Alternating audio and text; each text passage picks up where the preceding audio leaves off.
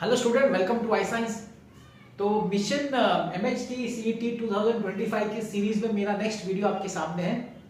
अब जैसे कि आपने थंबनेल में देखा होगा कि मैं ऐसा बोल रहा हूँ कि भाई ये जो चैप्टर है फिजिक्स का एरर एनालिसिस, इसमें किस टाइप का क्वेश्चन आ सकता है इसका हम लोग एक तरह से गेस कर सकते हैं। और ये मेरा गट फीलिंग है क्योंकि चैप्टर जो है ना बहुत छोटा है, बहुत छोटा टॉपिक है। एक दूसरा, पिछले 4 साल से ये नहीं था क्योंकि कोरोना के बाद इसको निकाल दिया था सिलेबस में से, अभी फिर इंट्रोड्यूस किया है। और छोटा होने की वजह से इसमें ज़्यादा क्वेश्चंस है नहीं पूछने के लिए। तो मैंने क्या किया, मैंने सोचा चलो एनालाइज करते हैं। तो मैंने जेईई मेंस के क्वेश्चन देखे, नीट के देखे और सीईटी के जो पुराने क्वेश्चन थे उन सब का देख के मेरा एक एनालिसिस निकला कि भाई इतना ही पूछ सकते, इसके बाहर नहीं पूछ सकते सीईटी वाले। तो मैं बोला चलिए मैं आपके सामने ये बात जो मैंने खुद जो एनालिसिस किया मैं आपके सामने लाऊं, और ये डेफिनेटली हेल्प होगा उन सब बच्चों को जिनको लगता है कि उनका प्रिपरेशन बहुत कम हुआ है या ऑलमोस्ट कुछ नहीं हुआ है। तो आज का वीडियो मेरा उनके लिए डेडिकेटेड है। मैं एकदम 100% नहीं बोलूँगा, लेकिन मैंने फुल एनालिसिस किया है और मुझे नहीं लगता कि जो आज मैं आपको कराऊंगा उसके बाहर से कोई टाइप में टाइप बोलूंगा, मैं नहीं बोलूंगा एग्जैक्ट वर्ड टू वर्ड, लेकिन उस बाहर के कोई भी टाइप क्वेश्चन हम लोग नहीं पूछ सकते। टॉपिक कौन सा है जो मैंने थंबनेल में डाला है, फिजिक्स का टॉपिक एरर एनालिसिस। ठीक है, चलिए मैं तो स्टार्ट करता हूँ। ध्यान दीजिएगा, एकदम अच्छी तरह कॉन्सेंट्रेट होकर सुनिएगा, क्योंकि इसमें अगर समझ में आ गया तो फिर बड़ा इजी टॉपिक बन जाता है आपका। सबसे पहला कि एरर क्या है। एरर तो मैं थोड़ा समझा देता हूं, तो समझाने के बाद मैं आपको 2-4 MCQs बता दूंगा कौन सा हम लोग पूछ सकते हैं। तो सबसे पहले मैं आपसे बात करना चाहूंगा कि एरर, देखिए एरर वर्ड क्या होता है कि जैसे कि फिजिक्स में आप जानते हैं कि सबसे इंपॉर्टेंट चीज जो फिजिक्स में होती है वो होती है एक्सपेरिमेंट्स। अब एक्सपेरिमेंट्स करने के लिए हम लोग इंस्ट्रूमेंट यूज करते हैं, हम खुद उसमें इन्वॉल्व होते हैं और एक्सटर्नल फैक्टर्स होता है। अब उस एक्सपेरिमेंट करते समय हो सकता है कि जो एक्चुअल वैल्यू और जो ट्रू वैल्यू अलग हो। जैसे कि फॉर एग्जांपल मैं किसी का लेंथ मेजर कर रहा हूं, लेंथ ऑफ पाइप सपोज, उसका लेंथ एक्चुअल है सपोज 10.5 सेंटीमीटर और मैंने मेजर किया 10.4 सेंटीमीटर। तो हो ही सकता है ना, हम लोग ह्यूमन है, इंस्ट्रूमेंट है, कुछ ना कुछ कहीं ना कहीं कुछ गड़बड़ी हो सकती है। तो 10.5 को मेजर किया गया 10.4, तो 10.5 जो है ना वो होता है true value, that is called as, इसको हम लोग क्या बोलते हैं, ट्रू वैल्यू। और 10.4 को हम लोग बोलते हैं मेजर्ड वैल्यू, जो हमने एक्चुअल मेजर किया, एक्चुअल वैल्यू जो हम बोल सकते हैं। इसका जो डिफरेंस होता है ना वही हमारा हो जाता है एरर। तो एरर होना कोई गलत बात नहीं है फिजिक्स में, जब भी हम एक्सपेरिमेंट्स करते हैं तो एरर होता ही है। तो ये जो टॉपिक है उसी को एनालिसिस कर रहा है कि एरर जब होता है तो उसको कैसे कैलकुलेट किया जाता है, अलग अलग कंडीशन में कैसे कैलकुलेट करते हैं। तो वही इस टॉपिक के बारे में डिस्कशन है।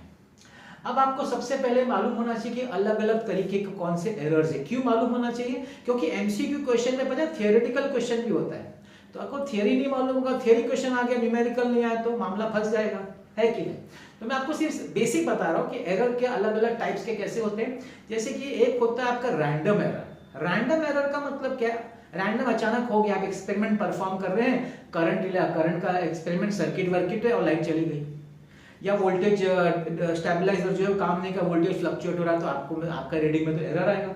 लाइट चली गई नहीं, मैं नहीं बोला, लेकिन सपोज वोल्टेज फ्लक्चुएशन हो गया तो एरर में, रीडिंग में एरर आ जाएगा आपको।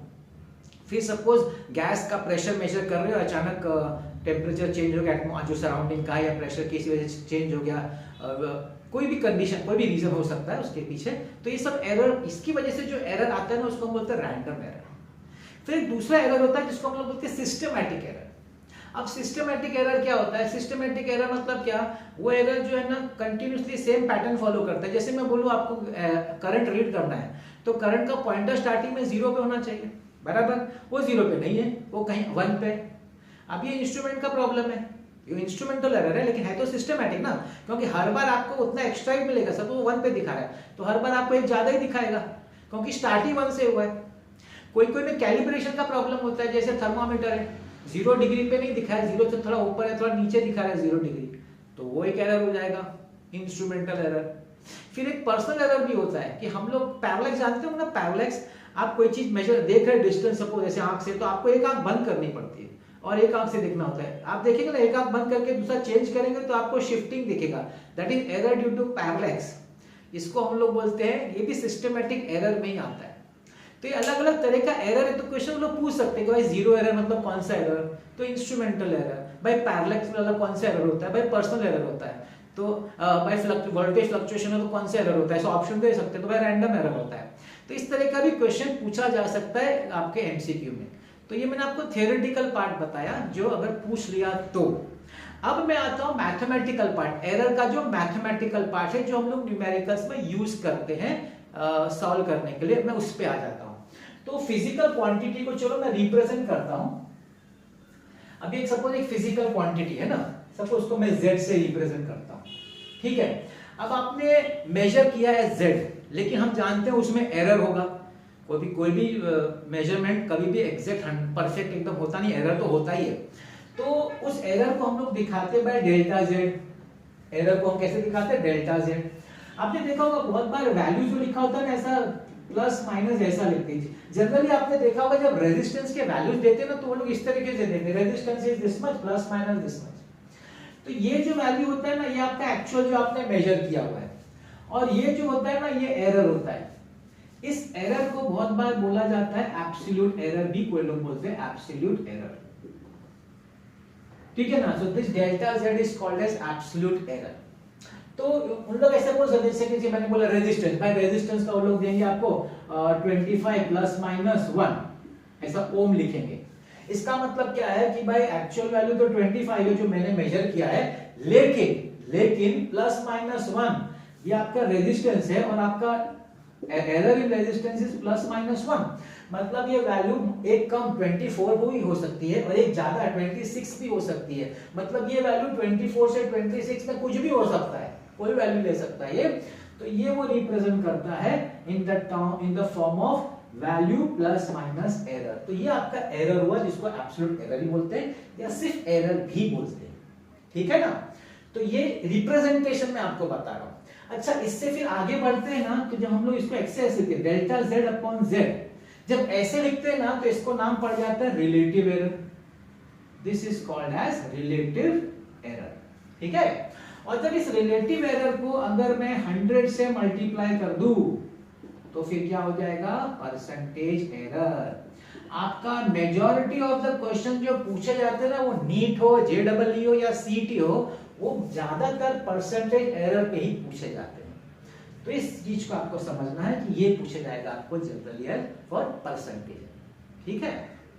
एक और चीज ये है कि जो एरर है ना, एरर जैसे इन्होंने दिया है, बहुत बार नहीं देते मगर आपको समझना पड़ता है। मैं बताता हूं कैसे।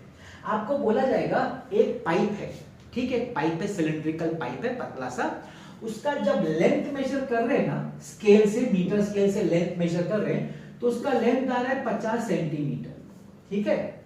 और उसका जो इनर रेडियस, इंटरनल पाइप का इंटरनल रेडियस, सॉरी डायमीटर होगा, पहले तो डायमीटर या रेडियस जो भी आप अंदर से मेजर करेंगे, तो उसका जो वैल्यू आ रहा है वो तो वर्नियर कैलिपर से मेजर करना पड़ेगा। आप जानते हो वर्नियर कैलिपर से मेजर कर रहे तो 4 सेंटीमीटर आ रहा है।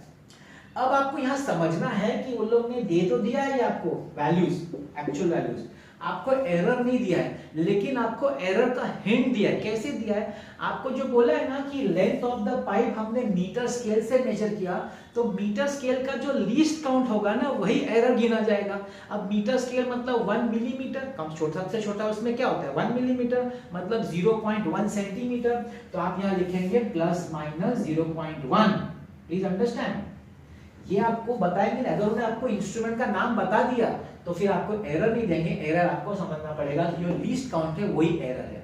अब इसको हम लोग वर्नियर कैलिपर से कर रहे थे, वर्नियर कैलिपर्स का है 0.01, तो आप यहाँ लिखेंगे plus minus 0.01 centimetre. I hope you understand.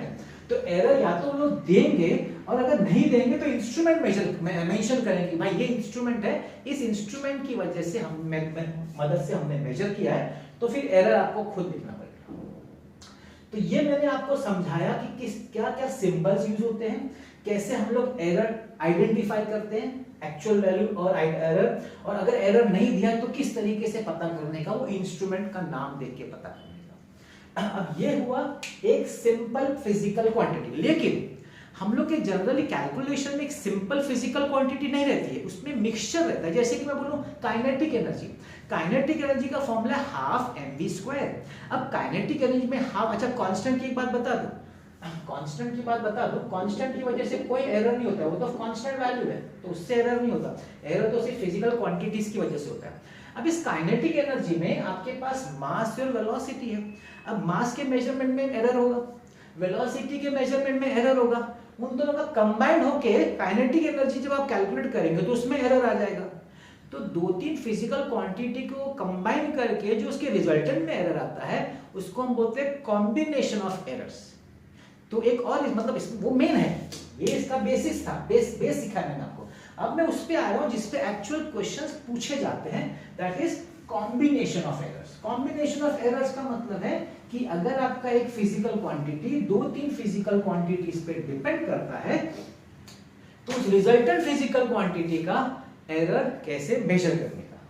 तो मैं बात कर रहा हूं combination of errors, combination of errors, ठीक है। अब कॉम्बिनेशन ऑफ एरर में सबसे पहला पार्ट आता है sum and difference. Sum and difference बता दो मैं आपको इसका क्या मतलब है। सम एंड डिफरेंस का मतलब क्या है? सपोज एक फिजिकल क्वांटिटी है, वो दो क्वांटिटी का मिला के a प्लस बी या a माइनस बी, कुछ भी चलेगा, कोई भी एक, ठीक है। उसमें उनका सपोज a का एरर है डेल्टा a और b के मेजरमेंट में एरर है डेल्टा b। हम लोग प्लस माइनस बोल सकते हैं, नहीं बोला तो भी समझ लेने का एरर। तो फिर z का जो डेल्टा z होगा ना, डेल्टा z प्लस माइनस, वो कैसे होगा? ये दोनों का प्लस माइनस ऐड करके plus minus a plus minus b, plus into ऐसा बीच में प्लस लिखना तो लिख सकते हैं क्योंकि प्लस अगर माइनस होगा तो माइनस लिखेंगे। तो इस तरीके से आप दोनों का एरर ऐड कर सकते हैं या सबट्रैक्ट। मैं आपको एग्जांपल देता हूं, मैं आपको बोलूंगा सपोज दो रेजिस्टेंस है, दो रेजिस्टेंस, ठीक है। एक रेजिस्टेंस आपको R1 दिया है 25 प्लस माइनस 2 ओम और दूसरा रेजिस्टेंस दिया है 30 प्लस माइनस 3 ओम, ठीक है। बोला दोनों सीरीज में कनेक्ट किया। अब दोनों सीरीज में कनेक्ट किया तो what is the resultant error and the resultant resistance? Resultant ना, अब सीरीज का हम जानते हैं कि सीरीज कनेक्शन में क्या होता है, R1 प्लस R2 होता है, प्लस होता है ना। तो इसमें दोनों का ये ऐड हो जाएगा, तो ऐड होएगा वैल्यूज तो कितना होगा, ये हो जाएगा आपका 55। ये 55 जो होगा वो एक्चुअल मेजर्ड वैल्यू होगा। अच्छा प्लस आपको एरर ही बताना पड़ेगा, प्लस एरर कितना, 2 प्लस 3 5। ये बड़ा सिंपल होता है, ये पूछ लिया तो बोनस है। ऐसा प्लस माइनस वाला कोई सम पूछ रहा है रेजिस्टेंस सीरीज वाला, या दो मास दिया दोनों को ऐड करने का है तो दोनों का टोटल मास कितना हुआ, दोनों का टोटल एरर कितना हुआ, तो ये टोटल रेजिस्टेंस है, टोटल एरर है, वैसे मास में पूछ सकते हैं। तो कोई चीज ऐड या सब्ट्रैक्ट करना है तो उसका एक्चुअल वैल्यू ऐड करिए, उसका ये अपना एरर ऐड करिए, हो गया। तो इस तरह के सम तो बहुत इजी आते हैं, आगे तो बहुत अच्छा है। मगर मेजॉरिटी ऑफ द क्वेश्चन जो पूछते हैं वो ये नहीं पूछते। देखिए पूछने को तो कुछ भी पूछ सकते हैं, ये बात बता रहा हूँ, लेकिन ये जनरली नहीं पूछते क्योंकि बड़ा इजी है ना। तो थोड़ा लेवल अपना बढ़ गया है, तो मैं इस पे आता हूँ जो ज्यादातर पूछे जाते हैं। कहाँ पे? जेईई में पूछे जाते हैं, मेंस में, नीट में और एमएससीटी में। सम एंड डिफरेंस नहीं है, वो है product and division. What is the meaning of this?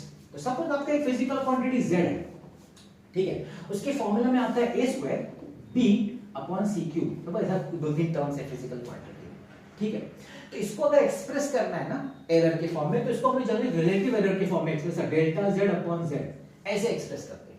और आगे ध्यान से देखिएगा, इसको कैसे मस्त है, बहुत अच्छा तरीका है इसको लिखने का। ये जो पावर होगा ना उसको बाहर निकालने का 2 टाइम्स इसका लिखने का delta a upon a plus, इधर पावर कुछ नहीं तो 1 ही है, तो delta b upon b plus 3 बाहर निकालने का डेल्टा c अपॉन c। ध्यान रहे फ्रैक्शन हो कि मल्टीप्लाई हो, अपॉन हो कि मल्टीपल हो, कुछ भी हो सब प्लस होता है। ऐसा नहीं कि भाई डिनोमिनेटर तो माइनस करने का, इसका ध्यान रखिएगा। डिनोमिनेटर इसका मतलब यहाँ माइनस नहीं करने का, वो भी प्लस ही रहेगा, ठीक है। तो इस तरह का जो कॉम्बिनेशन होता है ना, अपॉन मल्टीप्लाई डिवाइड, उसको हम लोग इस तरीके से एक्सप्रेस करते हैं। ये रिलेटिव एरर हुआ, लेकिन जनरली वो लोग परसेंटेज एरर पूछे, तो अगर आपसे पूछ ले भाई इसका परसेंटेज एरर निकालो, तो क्या करने का, इंटू 100 कर देने का। ये भी होगा 2 delta a upon a into 100 plus, या फिर एक सबको कंबाइन एक साथ ही मल्टीप्लाई करने का, plus delta b upon b plus 3 times delta c upon c into 100, हो गया। तो इस तरह का मेजॉरिटी सम्स इस तरह का, इस कंसेप्ट पे आता है डेल्टा। मैं एमसीक्यूज में कराऊंगा, मैं आपको पहले थियरी वाला पार्ट समझा रहा हूं, आपको ये समझ में आया। अभी देखिए आपके 11 के टेक्स्ट बुक में ना एक में क्वेश्चन मैंने देखा, हमने लिया है आपका 11 का जो टेक्स्ट बुक अगर आप देखें तो वहां पे अब देखिए उसमें कैसा है क्वेश्चन। मैं शॉर्ट में लिखता हूँ, 11 का टेक्स्ट बुक का मैंने क्वेश्चन लिया क्योंकि देखिए टेक्सचुअल क्वेश्चन भी तो आ सकता है ना। तो बोला है कि एक बॉडी है, उसका मास दिया हुआ है 5 ± 0.15 kg, उसका मास दिया हुआ है, और उसका डेंसिटी रो दिया हुआ है, रो डेंसिटी कितना है 5 ± 0.2 kg पर मीटर क्यूब। बोला है find the percentage error in the volume, percentage error in the volume, कितना परसेंटेज एरर होगा वॉल्यूम। अब देखिए आप ऊपर वाला देख के बता सकते हैं ना मुझे 5 क्या है, 5 तो मास है भाई, और ये 0.15 क्या है, वो आपका एरर इन मास है, एरर इन मास। आप प्लस माइनस लिखो नहीं लिखो चलता है भाई, नहीं लिखेंगे तो भी चलता है, न्यूमेरिकल में कभी अब सिर्फ सॉल्व ही करता है ना। ये क्या है, ये आपका डेंसिटी है 5 kg पर मीटर क्यूब, अभी यूनिट में ऐसे ही लिख रहा हूं, और ये आपका एरर इन डेंसिटी 0.2 kg पर मीटर क्यूब।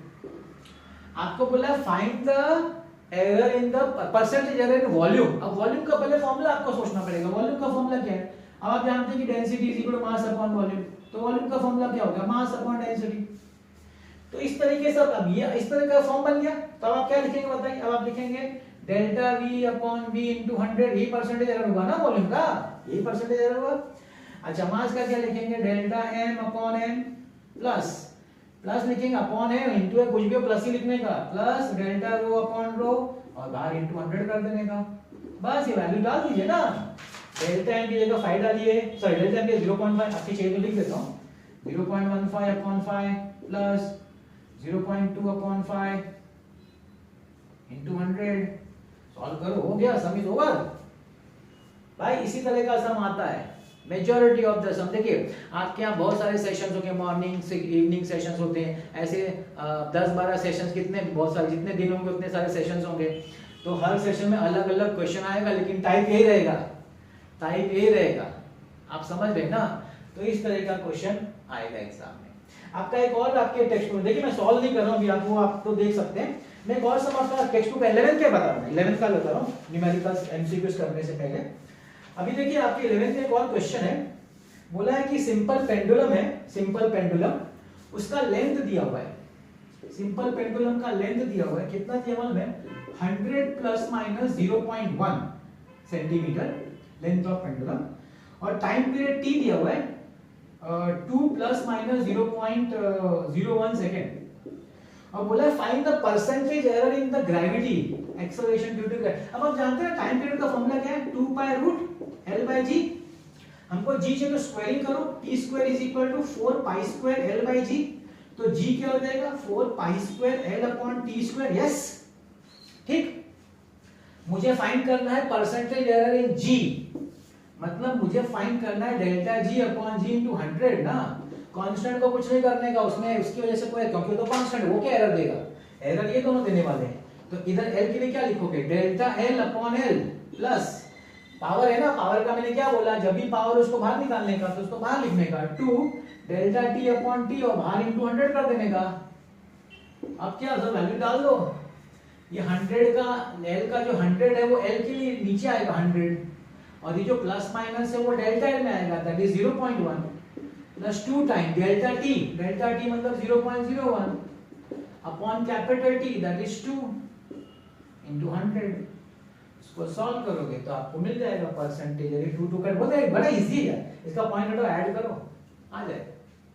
तो इस तरह के सम्स हैं भाई, समझ गए ना। इस तरह के मैं 2-3 आपको अभी एमसीक्यूज बता देता हूँ, तो आपका हो जाएगा एनालिसिस, अगर का टॉपिक खत्म। आप इसके अलावा कुछ नहीं भी करेंगे तो भी चलेगा, आप समझ रहे ना। और ये क्वेश्चन मैंने आपके 11 टेक्स्ट बुक से लिया, तो आपको रेफर करना है तो आप कर सकते हैं, लेकिन यही होगा। तो ये मैंने आपको कंसेप्ट सिखा दिया, उसके बेस पे कुछ समझी ऐसे बता दिए। अब मैं एक्चुअल एमसीक्यूज लेता हूँ जो पूछे गए या पूछे जा सकते हैं, उस तरह के 2-4 एमसीक्यूज आपके सामने सॉल्व कर देता हूँ, जिससे आपको कॉन्फिडेंस आएगा, बस हो गया हमारा एरर एनालिसिस, ठीक है ना। चलिए देखते हैं। ओके स्टूडेंट, तो देखिए मैं आपके सामने 4 प्रॉब्लम्स लिखा है, अभी एक ही साथ लिखा क्योंकि स्मार्ट बोर्ड में व्हाइट बोर्ड है तो बार बार रब करना पड़ेगा, तो मैंने 4 सम लिख दिया है। तो हम लोग सॉल्व करते हैं। अब देखिए पहला क्वेश्चन है, ध्यान से देखिए। अ वायर हैज मास 0.3। अब मैं डायरेक्ट वैल्यू देंगे 0.3 मतलब क्या, मैं फर्स्ट सम की बात कर रहा हूं, ध्यान दीजिएगा। मास 0.3 है और डेल्टा एम एरर 0.003 है, रेडियस आर कितना है 0.5 है और डेल्टा आर एरर 0.005 है, लेंथ एल 6 है और delta L error in length is 0.06। अब ये सब आप समझ चुके हैं ना, मैंने आपको सिखा दिया है। अब बोला परसेंटेज एरर इन डेंसिटी। अब डेंसिटी का फॉर्मूला सोचो, अभी मैंने आपको बताया था डेंसिटी वायर का शेप, डेंसिटी पर जो डेंसिटी की बात कर लेते हैं, मास अपॉन वॉल्यूम, ठीक। तो मास तो m हो गया। अब वायर मतलब सिलिंड्रिकल शेप हो गया, सिलिंडर का वॉल्यूम का फॉर्मूला क्या है, पाई आर स्क्वायर h, यहाँ पे l ले लेंगे तो यह हो जाएगा पाई आर स्क्वायर l। तो सबसे पहले तो हमको फॉर्मूला डिटरमाइन कर देने का, सबसे पहले हमने फॉर्मूला। अब हमको डेंसिटी का बोला है परसेंटेज एरर इन डेंसिटी। अब ध्यान से देखिए परसेंटेज एरर इन डेंसिटी कैसे लिखेंगे, delta rho upon rho into 100, yes ठीक, इज इक्वल टू m है ना, तो आप लिखेंगे delta m upon m। Pi तो कांस्टेंट है उसको नहीं लिखा जाएगा, आर स्क्वायर है plus 2 time delta R upon R plus delta L upon L into 100, yes. आगे देखिए, अब डेल्टा एम कितना है अपॉन डेल्टा 0.003 अपॉन मास कितना है 0.3, ठीक, plus 2 into what is delta R is 0.005 upon R कितना है 0.5 प्लस डेल्टा एल कितना है 0.06 अपॉन एल कितना है 6 इनटू 100। अब ये एक पॉइंट हटेगा तो 0.01 आएगा प्लस 2 टाइम्स इसका भी एक पॉइंट हटेगा 0.01 आएगा, ये तो आप कर लीजिएगा भाई 0.01 इनटू 100, यस। समझ रहे ना कितना इजी है ये, 2 टाइम्स होगा तो 0.02, 0.01, 0.02 और 2 0.04, 0.04 into 100 and the answer is 4%. The answer is 4%. Yes, the answer is A. हो गया भाई, A ऐसा सम आता है। मैं रब करता हूं इसको, ठीक है ना, क्योंकि अब अपने को सेकंड सम करने का ट्राई, तो मैं इसको रब कर देता हूं, ओके। आई होप आपको समझ में आ गया होगा। तो फर्स्ट सम हम लोग रब कर देते हैं, क्योंकि जगह नहीं है तो उतना थोड़ा आपको मेरे साथ बेयर करना पड़ेगा। चलिए अब मैं चलता हूं सेकंड सम पे। सेकंड सम देखिए, अरे थोड़ा इजी है ये, जेई में पूरा जेई मेंस का क्वेश्चन है, बड़ा मजेदार है। देखिए ये फॉर्मूला दे दिया है और बोला इसका परसेंटेज एरर निकालो, मतलब क्या, delta x upon x into 100 ये पूछा है, is equal to delta a upon a plus cube है ना, तो 3 time delta b upon b, नीचे स्क्वायर है ना, 2 time delta c upon c into 100। अब देखिए क्या दिया है, ध्यान दीजिएगा। उन लोग ने बोला है कि a का परसेंटेज है एरर प्लस माइनस 1%, बी का प्लस माइनस 3, सी का प्लस माइनस 2, मतलब ये delta A upon A into 100, मेरी बात समझिए, delta A upon A into 100 plus 3 time delta B upon B into 100 plus 2 time delta C upon C into 100। ये जो plus minus 1% है ना, ये पूरा मिला के ये पूरा, ये क्या है, ये डेल्टा ए अपॉन 100 इंटू क्या, ये ए का परसेंटेज एरर है ना, percentage error in a, so this is your plus minus 1, ठीक है, plus this is 3 times delta b क्या, plus minus 3 plus 2 time delta c कितना है, plus minus 2। I hope you understanding. तो 3 3 are 9 and 4 13 and 1 14, it is plus minus 14%. Have I got the answer? Yes, the option is B. कितना easy है, कुछ नहीं है। इसमें क्या था, इसमें परसेंटेज दिया हुआ है, तो आपको पूरा जो 100 के साथ जो ग्रुप बनता है ना, उसकी जगह पे वो डालने का वैल्यूज, बस इतना ही करने का, तो आपका आंसर आ गया। ये जेईई मेंस का क्वेश्चन है, तो ये हो गया आपका सेकंड क्वेश्चन। अब हम लोग चलते हैं थर्ड क्वेश्चन पे। चलिए देखें थर्ड क्वेश्चन। थर्ड क्वेश्चन क्या बोल रहा है, to calculate volume of a cylinder, length is measured with the meter scale and the diameter of with the vernier calipers.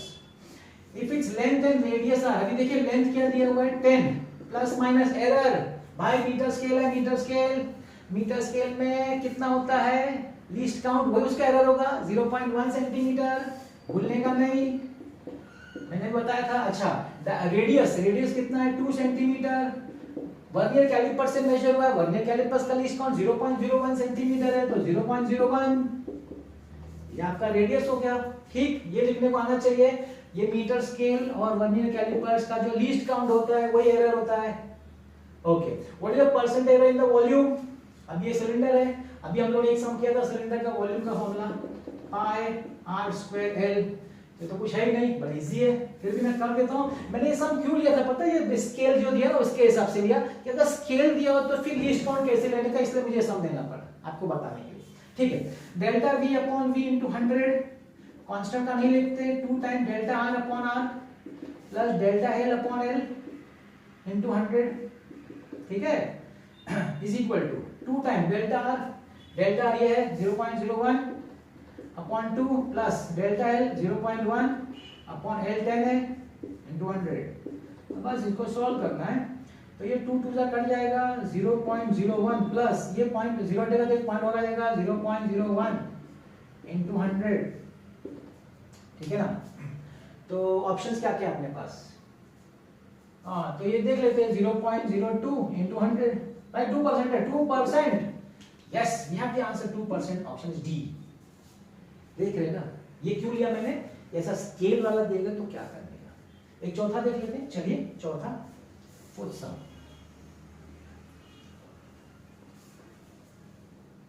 Fourth वाला ये बड़ा फेवरेट सम है, सिंपल बंडल वाला बड़ा फेवरेट सम है टीचर लोग का। ठीक है ना, तो इसमें क्या दिया, टाइम पीरियड दिया और लेंथ दिया हुआ है, तो आपको मैं लिख दूं क्या लेंथ, चलो लेंथ लिख देता हूं 100 सेंटीमीटर, उसका डेल्टा एल कितना है, एरर वाला 0.1 सेंटीमीटर, टाइम पीरियड टी कितना देखिए था 2 सेकंड है ना, और इसका delta t error in time period 0.01 second. Find the percentage in g. तो आपको टाइम पीरियड का फॉर्मूला नहीं दिया तो मालूम होना चाहिए, आपने तो पढ़ा है ना 12th standard, t pi root l by g, इसको स्क्वायर कर दीजिए, t square is equal to 4 pi square l by g, g को यहां ले आइए, g is equal to 4 pi square l by t square. अब इसको कन्वर्ट करिए एरर के फॉर्म में, मतलब delta g upon g into 100 is equal to constant का होता नहीं है, delta L upon l plus ये 2 टाइम्स आएगा delta T upon T into 100। अब क्या वैल्यू डाल दो, डेल्टा एल कितना है 0.1 upon 100 plus 2 time delta T कितना है 0.01 अपॉन t2 इनटू 100। 2 कट 2 0 जाएगा तो आपको आएगा 0.001 प्लस 0.01 इनटू 100 हो जाएगा 0.011 आएगा ना, 011 इनटू 100 दैट इज 1.1%, 1.1%। अरे मैंने ऑप्शन नहीं लिखा है, हाँ सॉरी, मैं ऑप्शन लिखना यहाँ भूल गया, तो ठीक है 1.1% होगा, मैं शायद मैंने ऑप्शन नहीं लिखा। 4 ऑप्शंस है तो ये आंसर है। यहाँ होगा तो मैं देख लेता हूँ क्या क्या ऑप्शंस था, अगर मुझे मिल जाए क्वेश्चन तो मैं लिख देता हूँ।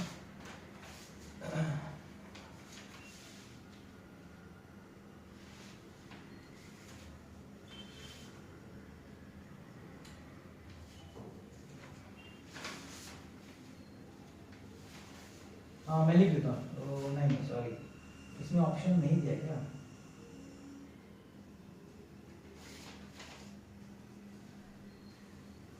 ऑप्शन नहीं था शायद, मैंने बिना ऑप्शन वाला क्वेश्चन। ठीक है, आई होप आपको समझ में आ गया। Delta L is 0.1 upon 100 plus 2 time delta T 0.01 upon 2, 2 cut, इसका 0.01, इसका भी 0.1 हो जाता है। सॉरी मैंने बिना ऑप्शन वाला क्वेश्चन कॉपी कर लिया, इट्स ओके। ऑप्शन दिया रहेगा तो उसमें 1.1% टिक करने का है। तो ये majority of the types he questions आएंगे। अब देखिए इसमें मैं इसे आपको बताता हूँ कैसे क्वेश्चन आते हैं। काइनेटिक एनर्जी का पूछने के percentage, half M V square आपको आना चाहिए। आपको बोलेंगे क्यूब है, उसका लेंथ ये है एल, इसका 100 प्लस मान लेना है, उसका वॉल्यूम का परसेंटेज निकालो, तो वॉल्यूम आपका फॉर्मूला है एल क्यूब। आपको स्फीयर दे देंगे, बोलेंगे उसका वॉल्यूम का परसेंटेज निकालो, तो आपको स्फीयर का वॉल्यूम का फॉर्मूला 4/3 पाई आर क्यूब। मतलब ऐसा अलग अलग शेप्स बताएंगे और उसका कुछ दे देंगे वैल्यू, तो बोलेंगे उसका वॉल्यूम है, जो भी डेंसिटी जैसा भी है, आपको सिर्फ फॉर्मूला अप्लाई करने को आना चाहिए, याद रखिए बस, और आपको सीधा ऐसे ही लिख डालने और कुछ नहीं करना है। यही टाइप्स आएगा एग्जाम में, इसके अलावा नहीं आएगा। तो ये टाइप मैं बोल रहा हूँ, सम नहीं बोल रहा हूँ। आई होप आपको एक टॉपिक समझ में आ गया। जिन लोग के लिए जिन लोग कुछ नहीं हुआ आप ये टॉपिक कर लीजिए, और हो सके थोड़ा प्रैक्टिस भी, मतलब लिख लीजिए, और 2-4 समय ना खुद लिख के एक बार प्रैक्टिस कर लीजिए, बस हो गया आपका। ये तो ये चैप्टर हो गया आपका। 100% होगा, मैं आपको गारंटी देता हूँ। और मैं ऐसे और चैप्टर्स ढूंढ रहा हूँ जहाँ पे मुझे लगता है छोटा चैप्टर है, एनालिसिस, देखिए छोटा चैप्टर होता है तो क्या एनालिसिस करना आसान हो जाता है, बड़ा चैप्टर होता है तो बहुत डिफिकल्ट एनालिसिस कि भाई क्या क्या पूछ सकते हैं और क्या क्या, क्योंकि इसमें हम लोग किसके साथ कंपटीशन पता है, कंप्यूटर के साथ, क्योंकि पेपर कंप्यूटर सेट करेगा, आदमी नहीं करेगा, तो हमको कंप्यूटर के साथ, कंप्यूटर कैसे सेट करेगा वो मैं सोच के मैंने निकाला है, बस वैसे ही, और कुछ नहीं मैंने किया। तो मैं देख पता कर रहा हूँ और कौन से इजी छोटे चैप्टर्स हैं उसका भी थोड़ा एनालिसिस करूँ और उसका भी आपके लिए सामने चैप्टर लाऊँ, तो जो लोग का थोड़ा कुछ नहीं हुआ, थोड़ा ही हुआ है ना, उनको थोड़ा मदद हो जाएगा और कुछ नहीं, और जिनका हो गया वो एक बार देख लेंगे तो उनका भी हो जाएगा। तो आपको अगर लगता है कि अच्छा आज का लेक्चर आपको अच्छा लगा तो डेफिनेटली कमेंट में बताइएगा, आपको ऐसी और भी चैप्टर चाहिए तो जरूर बताइएगा, और अच्छा लगा आज का लेक्चर तो प्लीज़ इसको लाइक शेयर और सब्सक्राइब करिएगा, और लोगों को इसका फायदा रहे और लोग जुड़े, जिससे कि हमारा जो मिशन है MSCT 2025 वो अच्छी तरह आगे बढ़े। तो आज का मेरा वीडियो देखने के लिए बहुत बहुत धन्यवाद।